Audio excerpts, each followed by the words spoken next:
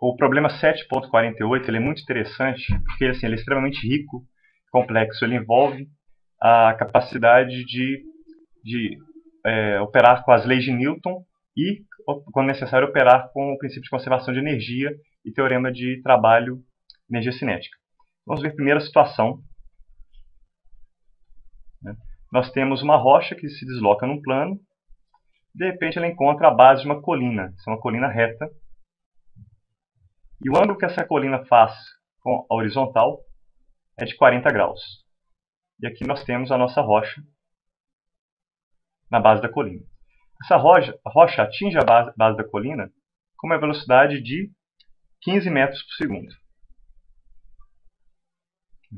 E a colina, ela tem uma força de atrito sobre a rocha, né? E pergunta-se, o primeiro questionamento é qual que é a altura máxima que essa rocha vai atingir. Devido à complexidade desse problema, nós não vamos colocar todos os alvos ao mesmo tempo. Nós vamos trabalhar esse problema por partes. Então, primeiro vamos ver os dados. A massa da rocha é 28 kg. A velocidade com a qual ela atinge a colina, 15 metros por segundo. O ângulo que a colina faz com o solo, 40 graus. O coeficiente de atrito estático é 0,75. O coeficiente de atrito cinético é igual a 0,20. Né? E o nosso primeiro alvo, então, é o questionamento da letra A. Qual que é a altura máxima que essa rocha vai atingir? Bom, então primeiro vamos colocar aqui o eixo Y, crescente para cima. Nesse problema, é interessante nós colocarmos o y igual a zero, que define o local onde a energia potencial gravitacional é zero, aqui nessa linha horizontal que é paralela, está junto da base da colina. Então aqui, y igual a zero. Só se chamarmos a situação de 1, quando a rocha atinge a colina, essa velocidade fica sendo a velocidade de V1. Né? E a posição aqui, a posição y1, igual a zero. A posição y2, veja que corresponde à altura máxima. Então, y2, perguntar qual o valor de y2 é a mesma coisa que perguntar qual que é a altura máxima que nós estamos procurando. Mas veja, o que acontece aqui na altura y2? A velocidade 2 da pedra é igual a zero. E se não fosse zero, ela não estaria na altura máxima. Lembrando que aqui, ao longo dessa trajetória, ao longo desse deslocamento, há uma força de atrito, há uma força dissipativa. Então, se utilizarmos agora, resolução do problema, conservação de energia mecânica da posição 1 deveria ser igual à energia mecânica da posição 2. Como há forças não conservativas, né, forças dissipativas no meio do caminho, aqui nós somamos o trabalho dessas outras forças. Né? Então, se nós fizermos cálculo separado, veja que a energia mecânica da posição 1 corresponde somente à energia cinética, porque a energia potencial gravitacional é igual a zero. A energia mecânica 1 é igual a K1, que corresponde a meio de mv2. Então, meio vezes 28 vezes a velocidade ao quadrado. Essa energia mecânica inicial, realizando o cálculo, corresponde a 3.150 joules. A energia mecânica 2 ela é puramente energia potencial gravitacional, porque a velocidade aqui nesse ponto é igual a zero. Então, a energia mecânica 2 tem que ser igual a meio, aliás, igual a mg y2. Então, é 28 da massa vezes a gravidade, 9,8, vezes y2. E corresponde a 274,4 y2. W outras é igual ao trabalho da força de atrito cinético, porque a rocha está se deslocando. Utilizamos então o coeficiente de atrito cinético. Agora nós vamos interromper um pouco esse problema e atacar somente esse questionamento aqui. Qual que é o trabalho realizado pela força de atrito cinético? Nós interrompemos o problema. Vou mudar de cor aqui. Vamos calcular então o trabalho da força de atrito cinético. Para isso, nós precisamos saber qual que é o valor da força de atrito cinético, o deslocamento e o cosseno do ângulo, vamos chamar de ângulo φ, entre a força de atrito e o deslocamento. Essa é a equação que nos permite calcular o trabalho.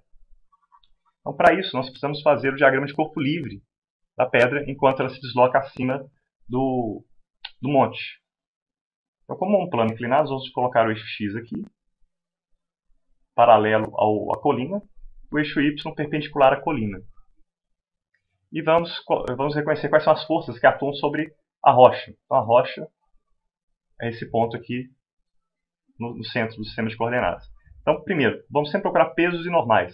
Aqui eu tenho peso, apontando para baixo, que é igual a mg. A normal é sempre perpendicular à superfície. Essa aqui é a normal. E a última força é a força de atrito. A força de atrito necessariamente é contra o deslocamento. É a força de atrito cinética. Agora veja, nós queremos então saber o valor dessa força de atrito. Então, a força de atrito cinético é igual ao coeficiente de atrito cinético, que é 0,20, vezes o valor da normal.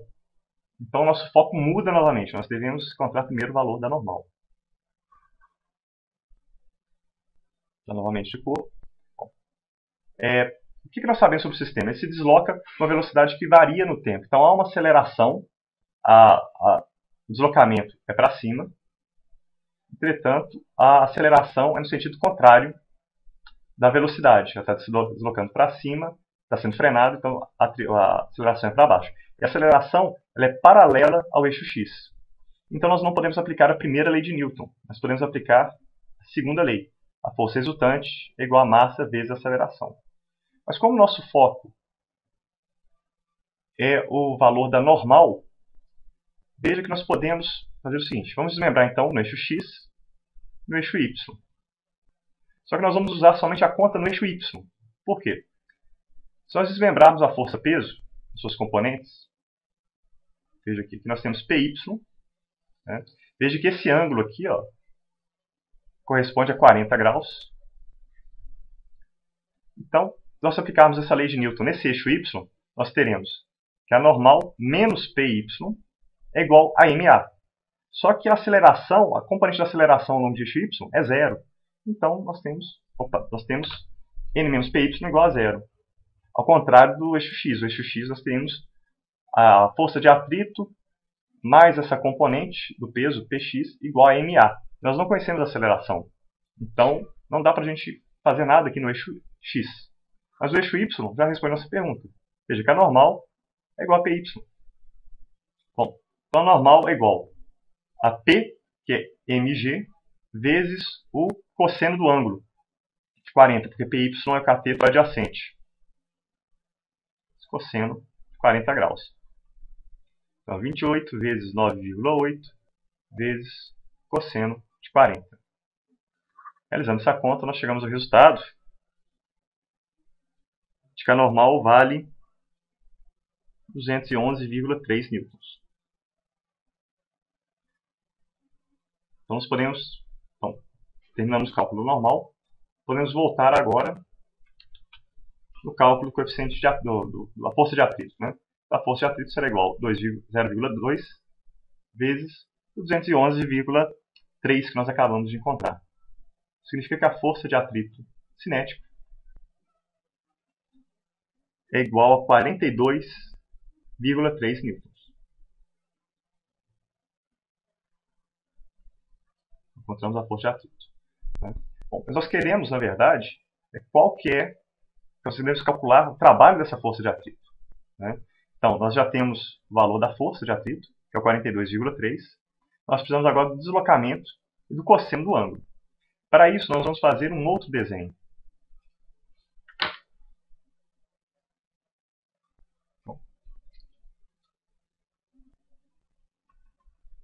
Então, vamos fazer um esboço aqui. Aqui nós temos novamente o eixo X. A pedra, a rocha, se encontra nesse ponto. A força de atrito é para trás, cinético, mas o deslocamento da rocha é para cima, para a direita. Então veja que o ângulo entre a força de atrito e o deslocamento, esse φ FD é igual a 180 graus. Então, o cosseno desse ângulo será menos 1. Então, precisamos agora calcular o valor do deslocamento. Se nós observarmos que a colina, né, ela é um triângulo retângulo, cujo esse cateto vale y2 e a hipotenusa é o valor do deslocamento, é que nós queremos da base da colina até o ponto máximo. Esse ponto aqui é y2, deslocamento. Veja que esse ângulo é 40 e a definição do seno de 40 graus, que ele vale cateto oposto sobre hipotenusa. Dessa forma, nós temos D, nós podemos isolar o valor D igual a y2 dividido por seno de 40 graus. Realizando essa conta, nós chegamos ao seguinte valor, que o deslocamento é igual a 1,56 vezes y2. Tá? Então nós calculamos agora o D. Então nós podemos realizar essa conta. Está em azul. Então, trabalho, a força de atrito cinético é igual a força de atrito, 42,3, vezes 1,56 y2, vezes menos 1. Dessa forma, o trabalho da força de atrito vale menos 66 y2. Qual que é o significado disso? Quer dizer que o atrito rouba uma energia de menos 66 vezes y2. Na verdade, esse 2 aqui não é o quadrado. Errei aqui. Y2 é o índice, esse índice 2. Na altura máxima. Isso aqui é a altura máxima. Então agora nós podemos voltar ao nosso questionamento original. Que está aqui. Nós encontramos que o trabalho da força de atrito é igual a menos 66 y2.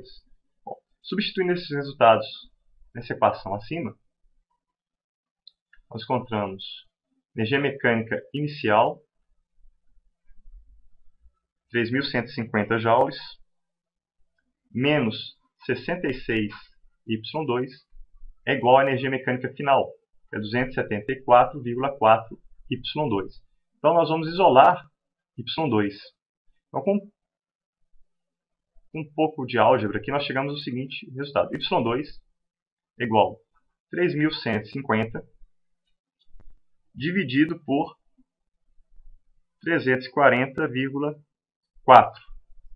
Então, Y2 é igual a 9,25 metros. Então, veja que esta é a altura máxima que a rocha atinge. Então, Y2, 9,25 metros.